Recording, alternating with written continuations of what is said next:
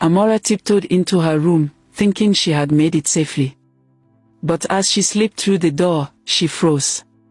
Thelma, her quiet and reserved roommate, was sitting up on her bed with her arms folded. Her sharp eyes were fixed on Amora. Amora's throat went dry. "Amora," Thelma whispered, her voice calm but heavy. "Where are you coming from at this hour?" Amora didn't answer. She tried to move quickly toward her bed, avoiding Thelma's eyes. Thelma sighed deeply. "I saw you leave earlier. I didn't want to believe it, but now I know. Amora, please, don't let those girls lead you astray. You're better than this. You have something they don't have. Don't throw it all away." Amora's heart tightened at those words, but she couldn't bring herself to respond. She turned her back and lay down, pretending to sleep. But long after everyone else was snoring, Amora stared into the darkness, Charles's words ringing in her ears. "You're really stunning," it made her blush. But the next morning, when she woke, it wasn't Thelma's warning echoing in her head, it was the way Charles called her beautiful that kept ringing in her head as she smiled to herself. And Amora thought to herself, maybe this is who I need to become. From that night, everything began to change for Amora. At first, it was just casual friendship with Bisola and her crew. But slowly, Amora became one of them. She was no longer the quiet, reserved girl everyone knew. She now moved with the loudest, boldest group in school. Students in the hostel started whispering whenever she passed. Some looked at her with envy, admiring her new confidence, the way she laughed loudly with Bisola and the others. But others shook their heads and pitied her. They could see she was drifting to the wrong side, and they wondered what had happened to the old Amora. Her transformation became even more obvious. Amora, who once ironed her uniforms neatly and buttoned them up to her neck, started cutting them shorter. Her skirts now barely reached her knees. She rolled her sleeves and left her top buttons open, just like Bisola's crew. And it wasn't just her dressing that changed. Amora stopped caring about her studies. The once bright student who sat in front and answered questions was now sleeping in class. Every morning, her eyes were heavy and red, because the night before had been filled with dancing, sneaking, and noise. Teachers noticed. Classmates noticed. But Amora didn't seem to care. She was living for the weekends. When the following Saturday came, Bisola and her crew wasted no time. They got dressed, sneaked out of the hostel, and once again found themselves at the wild party. This time, Amora wasn't nervous. She danced. She laughed. She was even freer than the last time. And then, out of nowhere, Charles appeared. His eyes lit up when he saw her. "I knew you'd come," he said, walking toward her confidently. Amora's heart skipped a beat. But before she could even reply, Charles pulled something from his pocket and placed it in her hand. When she looked down, her breath caught. It was a brand new iPhone 15 Pro Max. Her mouth opened in shock. "Charles, you bought this for me," she stammered. Charles smiled. "Of course. A pretty girl like you deserves better. Now, whenever you want to talk to me, you won't have to wait." Amora's eyes glistened with excitement. She had never owned a phone of her own. She clutched it tightly, her heart swelling with joy. Bisola and the others surrounded her immediately, squealing in excitement. "Amora, see your life now. You've arrived," one of them shouted. They hugged her, laughing, celebrating like she had just won a prize. Amora couldn't stop smiling. For the first time, she felt like she belonged. Sneaking the phone into school wasn't easy, but Amora was determined. She hid it carefully among her clothes, making sure none of the teachers would ever find it. And so, her nights changed. While the rest of the hostel slept, Amora would stay up, her blanket over her head, her face glowing in the dark from the phone screen. She would chat with Charles until her eyes burned with sleep. His words made her blush, made her feel wanted, made her feel seen in a way no one had ever done before. But what Amara didn't know was that each midnight chat, each party she attended, each little secret she kept, was pulling her deeper into a world she didn't yet understand.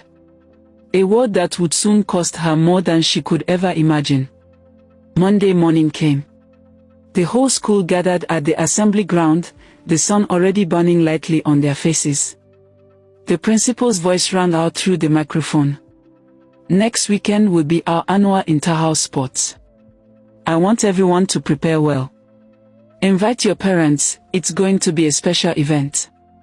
The students cheered. Inter-house sports was always the highlight of the term: running, marching, cheering, music, and plenty of food. Normally, Amara would have signed up for the relay race and the march past. She had always been among the best runners, and teachers trusted her discipline. But now, things were different. When Bisola and her crew, popularly called the Big Five, chose to be cheerleaders instead of athletes, Amara didn't hesitate. She joined them. Cheerleaders were the spotlight of inter-house sports. Their short, shiny dresses and bold dance moves always drew the crowd's attention. Amara wanted that attention now. She wanted to shine like them. As the week went by, students kept talking about which parents would be attending. Rich families promised to show up with food, gifts, and loud cheers for their children. Some even said they'd bring photographers. But Amara didn't invite her parents. She knew the Big Five never did.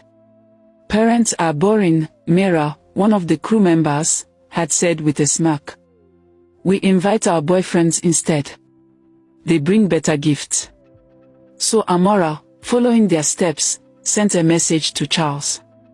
Will you come for inter-house sports? She typed nervously. Of course, he replied almost immediately. I wouldn't miss it. I want to see my girl shine. The words made her heart leap. My girl. Finally, the day arrived. The school field was decorated with colorful canopies, banners, and balloons. Students wore their house colors with pride. Parents sat in neatly arranged chairs under tents, waiting for the event to begin. And then came the cheerleaders. Amara stepped onto the field in a skimpy cheerleading outfit, the shortest skirt she had ever worn, her top glittering under the sun. She looked different, almost unrecognizable from the scholarship girl who once tucked her shirt neatly and wore her socks high. When the whistle blew, the cheerleaders stormed the field with their pom-poms, chanting and dancing. The crowd roared in excitement. Wow, that's Amara, someone whispered in disbelief. She's changed so much, another said. But not everyone was judging. Many students stared with envy. They admired her confidence, her beauty, and most of all, the fact that she was part of the Big Five. As the event went on, the cheerleaders began scanning the crowd. They weren't looking for their parents. They were looking for their boyfriends. There he is. Bisola squealed, pointing at a tall young man waving from under the trees. The others spotted theirs too, and like queens, they walked off the field to meet them. Amara's heart raced. She searched until she saw him, Charles. He was standing at the edge of the field, looking sharp in his casual outfit, a bag slung over his shoulder. She excused herself from the group and rushed to him. You came, she said, smiling shyly. I told you I would, Charles replied, his eyes sweeping over her cheerleading outfit. You look beautiful. Amara blushed, feeling a mix of pride and nervousness. I bought a few things for you, he said, pulling out a bag. Inside were snacks, drinks, and a small gift box. Amara's eyes lit up as she took them. Thank you, Charles, she whispered. From a distance, students watched and whispered among themselves. Did you see that? Amara has a boyfriend. And he's handsome too. No wonder she's been hanging with the Big Five. Pretty girls always get the hot boys. Amara felt the stares, the envy, the whispers. And for the first time, she wasn't just the poor scholarship girl. She wasn't invisible anymore. She was admired. She was noticed. She was wanted. But what she didn't realize was that every step she took into this new life was pulling her farther and farther away from the path her parents prayed for and the one God had prepared for her. The weekend came faster than Amora expected. Like always, the Big Five sneaked out for another party. Inside the party, music boomed and people danced wildly. Amora spotted Charles almost immediately. But unlike the other times, his mood was different. "I'm not really feeling this noise tonight," Charles said, leaning closer. "I want us to go somewhere more calm." "My apartment." Amora's heart skipped. "Your apartment?" she asked softly. "Yes," he said with a smile. "Don't worry, nothing will happen. We'll just relax, eat, and talk. I promise." She hesitated. Something inside her told her it wasn't a good idea. So she rushed to Bisola and whispered everything. Bisola rolled her eyes. "And so? What's the problem there? We do this all the time. Just be careful, and come back on time before people start waking up in the hostel." Hearing that gave Amora a strange kind of boldness. If Bisola and the others had done it before, maybe it wasn't such a big deal after all. So she followed Charles. At his apartment, the atmosphere was quiet, almost too quiet. They ate together, and for a while it felt normal. But soon, Charles drew closer, his hand rubbing against her thighs. "Relax," he whispered. "I won't hurt you." Amora shook her head nervously. I've never done this before." "It's fine," he said softly. "I'll be gentle. Trust me." He pressed and pressed, his voice calm but insistent. And little by little, Amora gave in. That night, she lost something she could never take back. By the time she returned to the hostel, her body felt sore, her mind heavy. She lay on her bed, staring at the ceiling, confused about what had just happened. The next morning, she told Bisola everything. Bisola hugged her tightly, smiling. "See? You're now a big girl. Only small girls keep their virginity. You're a full-grown woman now." The words sank deep into Amora's heart. For a moment, the pain didn't matter. She felt proud. She felt accepted. She felt like she finally belonged. But deep inside, a quiet voice whispered that something precious had been taken from her, and life would never be the same again. After that night with Charles, Amora's life slowly began to change again. Parties no longer excited her the way they used to. While Bisola and the Big Five prepared their shiny outfits for Friday and Saturday nights, Amora quietly slipped away to meet Charles. She started ditching the parties more often, spending most of her time at his apartment instead. At first, it felt romantic.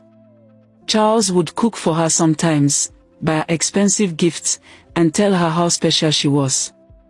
But soon, things started to feel different. Back at school, Amora began struggling. She slept too much in class, her body always tired. Teachers scolded her, students whispered. Sometimes she even missed morning assembly because she couldn't get out of bed. One evening in the hostel, she sat quietly on her bed, her hand pressed against her stomach. Bisola noticed and frowned. "What is wrong with you, Amora?" Bisola asked. "I don't know," Amora said weakly. I always feel sick these days. And I can't stay awake in class anymore." Bisola stared at her for a moment, then asked, "Wait. Have you seen your period this month?" Amora froze. "No," she whispered. "But maybe it's just late." Bisola's eyes widened. "Late? Amora, this is serious. You and Charles, you've been going to his house too often. What if?"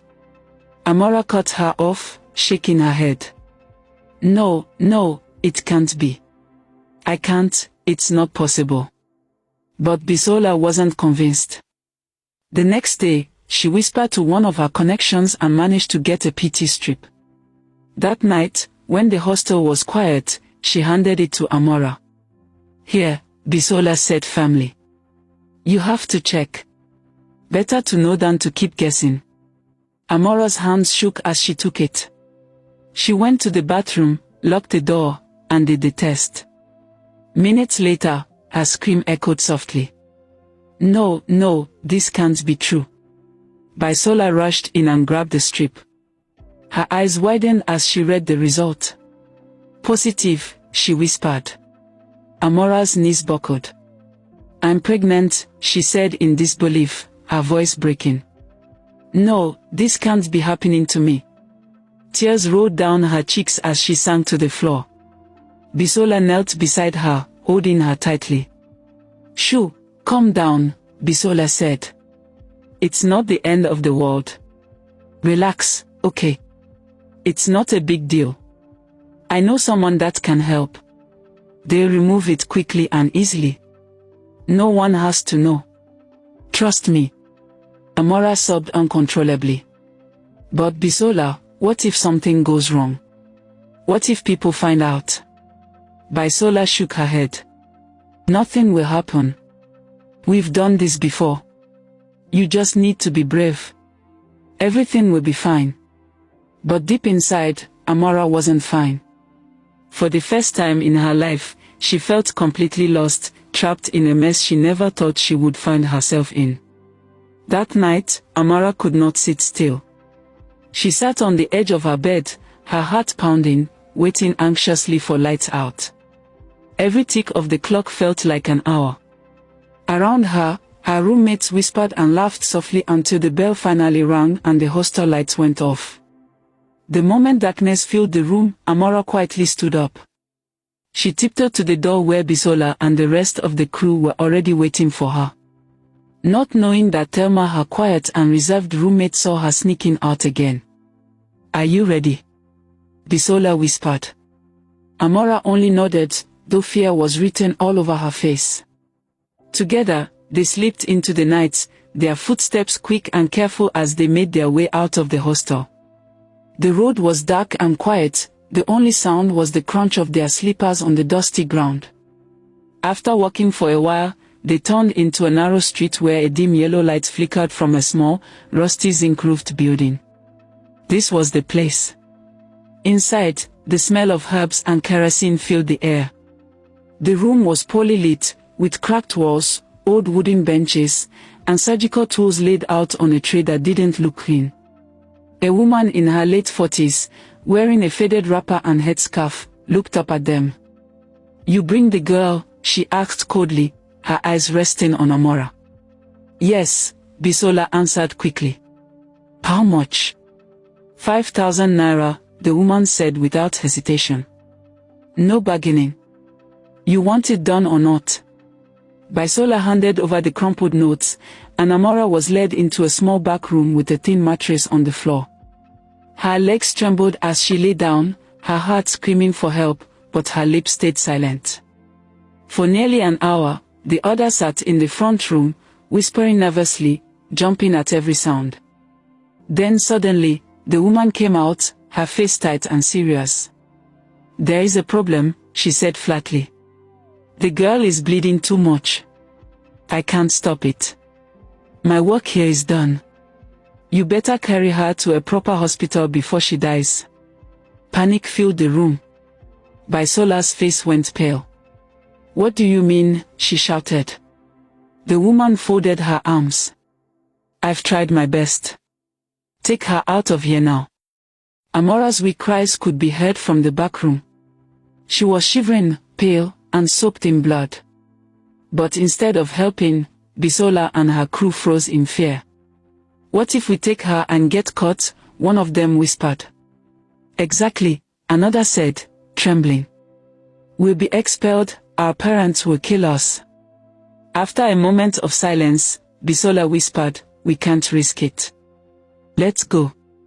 Nobody must know we were here." And just like that, they ran out into the night, leaving Amora behind. Amora lay on the mattress, weak and fading. Her voice was barely a whisper. With shaky hands, she reached for her phone and dialed Charles. "Charles, please. I'm dying," she sobbed. Minutes later, Charles arrived. His face was full of shock as he saw her condition. Without wasting time, he lifted her up and rushed her to the nearest hospital. Doctors ran to her side, working frantically to save her life. But by the next morning, when Amora reached for her phone, Charles was gone. He had abandoned her at the hospital. He stopped picking her calls, and by the end of the day, he had blocked her completely. Tears rolled down her face. He left me," she whispered in disbelief. The pain in her body was nothing compared to the pain in her heart. Days passed, and nobody came to visit Amora in the hospital. She lay there, pale and weak, her body still in a critical state. The doctors grew impatient. "We can't continue her treatment unless the bills are paid," one of them said sternly. Amora's hands trembled as she held her stomach, realizing she had no one else to turn to. With shaky fingers, she picked up her phone and dialed her mother's number.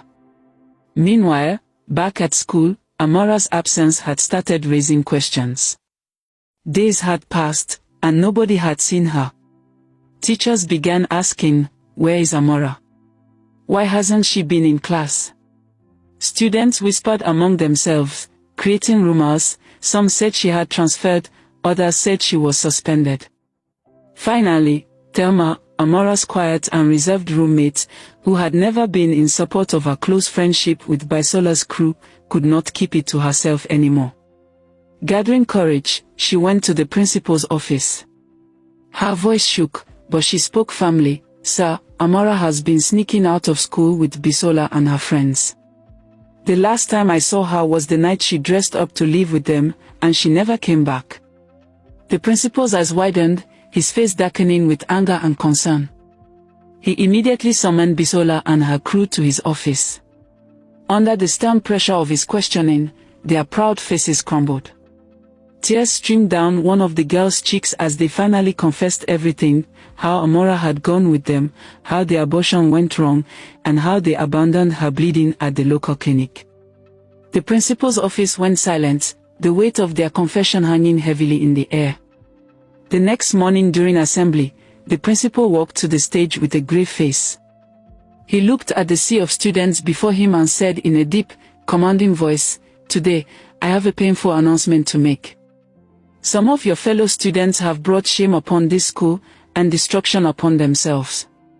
Bisola and her crew, including Amora, have been expelled instantly from this great college." Gasps echoed across the assembly ground. Murmurs rose as students turned to one another in shock. Some couldn't believe Amora, the scholarship girl, the once brilliant, shining star, was now part of such a scandal. But even as her name was being used as an example before the whole school, Amora lay in the hospital, unaware of what had been declared. Back at the hospital, her parents had finally arrived after receiving her call. When her mother saw her daughter lying weak on the hospital bed, she broke down in tears, clutching Amora's hands. "Where did we go wrong, my child? Where did we go wrong?" she cried. Her father stood silently in the corner, tears streaming down his face. The doctors demanded payment, but Amora's parents had nothing. They were forced to borrow money from neighbors, and eventually, they sold almost everything they had: her father's carpentry tools, her mother's market store goods, just to keep their daughter alive. For days, the family lived in agony, torn between shame, regret, and the desperate fight to save Amora's life. Weeks later, Amora was discharged from the hospital, but she was no longer the same bright girl who once ran to her mother's shop with a scholarship letter. Her body was weak, her spirit broken, her dreams shattered. One evening, she sat quietly by the corner of their old house, staring at the ground. Tears rolled down her cheeks as she whispered, "What have I done to myself?" She remembered the parties, the lies, and how Charles abandoned her. Her pain grew deeper when she heard that Bisola had already moved to another prestigious school, her parents using their wealth to cover her mistakes. But for Amora, there was no easy way out. The scholarship was gone, her reputation destroyed, her future uncertain. Her mother stood at the doorway crying silently, while her father sat in shame, their sacrifices wasted. And here lies the bitter lesson: in life, one wrong step can erase years of hard work, and not every mistake can be undone. Be careful who you follow, because the crowd you choose today can either make your future or destroy it forever. Thank you for watching. What do you think about Amora's story? Drop your thoughts in the comments and tell me where you're watching from. I'd love to know. And don't forget to like, share, and subscribe for more stories like this.